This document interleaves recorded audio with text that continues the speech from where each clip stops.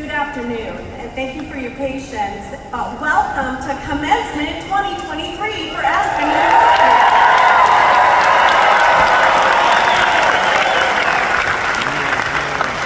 This is really an incredible sight. And we are glad to witness this awesome occasion. Dr. Godwin! Onuoha! That's right, Dr. Godwin. Expertise, our passion, and our compassion. One is, almost completely across the board, they get more sleep than you probably realize. They protect their sleep and their rest and the respite they need in their brains to bring the best of themselves moving forward. Doesn't happen every week. Of course, there are times when you have to fight jet lag and do what you need to do. But the peak performers that I've worked with who have busier agendas than almost anybody you know, they fight for that rest. They fight for that sleep and they fight for that respite because here's what they know. They know that a rested mind comes into the next day more prepared for the challenges ahead. If you consistently adopt the practice of resting and giving your brain a rest, you will be better the very next day. Staying up for 3 more hours to prepare may not ready your brain as much as getting a good night's sleep and tapping it hard.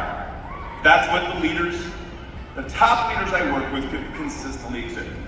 Number 2 is they're constantly moving and competing. They move and compete. Let me explain.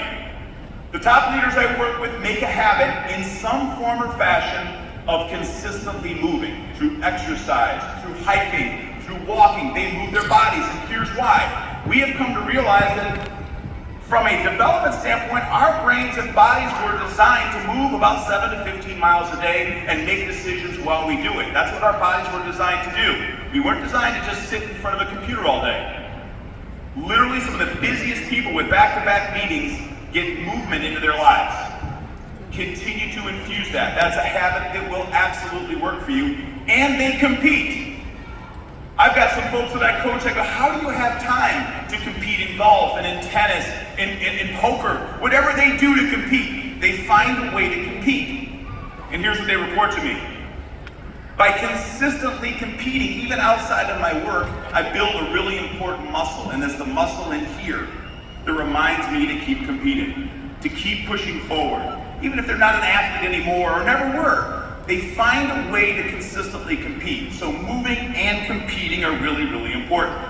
Number 3, really important. If you could read 25 books on time management, there's one thing that's consistent in all of them. And every leader I coach does a version of this, and it's so easy, you can leave today. In the next 60 seconds, I'm going to teach it to you.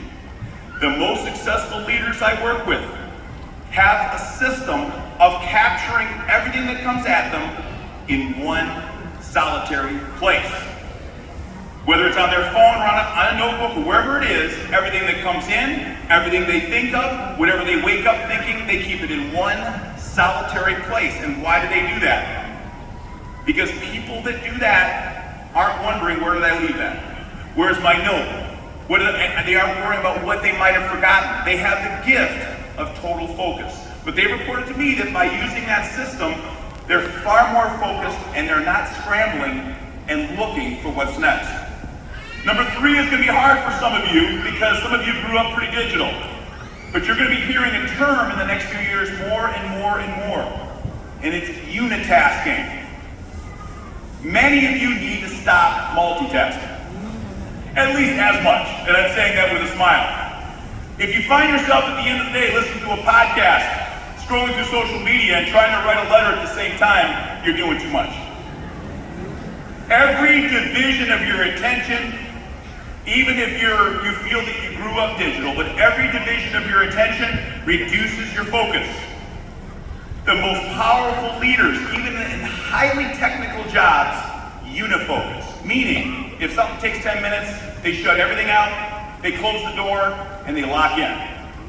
That's what successful people do. A small step that's available to all of you is to lock in, totally focus, and just do that.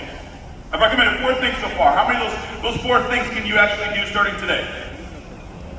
Most of them, right? All of them, right? They're all available to you. All right, I've got one last that I want to impart upon you, and it's going to require a little bit more of your participation and engagement. So here it comes. I want you to think about something right now in your life that you haven't quite figured out. It could be a challenge you're dealing with. It's a hill that you have left to climb. It might make you a little bit uncomfortable. Something that you haven't quite figured out yet, that you're still struggling with. It's going to take some steps to get there, but I want you to visualize that in your mind. You all have that right now? All right, now this is a risk, because we've been sitting for a while, but I'm going to ask you to close your eyes and lean forward for 60 seconds, 30 seconds, and think about what we just said. Go. Back your regalia, son. Put your hands on your hips like this. Throw your shoulders back a little bit. All right, very, very good. So you're up and you're standing and you're feeling pretty good. I would really love it if you can put one hand on the shoulder of the person next to you. As best you can. Then here's what I would like to do, taking my lead, and I'm not great at this, but I'm going to have you try to help me. I'm going to be a cheerleader here for a moment. I'm going to lead a cheer. You're going to... Oh, that was beautiful. Did you hear that? There was some symmetry to that. I can't leave that hanging. One more time. Yes, we can! Yes, we can! Yes, we can! Close your eyes now and go back to where you were. Stay standing. Close your eyes. Go back to that challenge and just stand there for a second, standing, focusing on your challenge.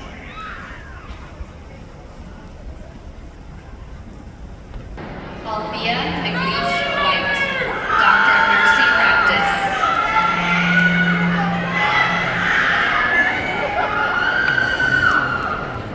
Godwin, Onuoha, Doctor of Nursing. Whoa! That's my brother!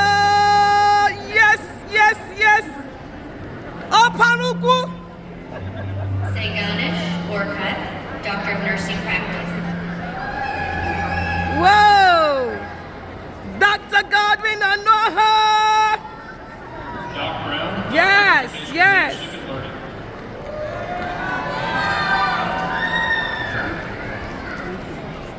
Kenny Lynn Berna, Doctor of Education and Leadership and Learning. Yay! Go Godwin! Go God! Dr. Godwin! Yay! We're looking for the doctor though. Doc! Congratulations! Oh, this feels good. Yay! Doctor of Nursing Practice. Yeah. Hey, meet the latest doctor in town, Dr. Godwin, Onuoha. Yeah. Woo! I'm so proud. Yeah. Proud wife. Dr. Godwin Onuoha. Woo! My sister.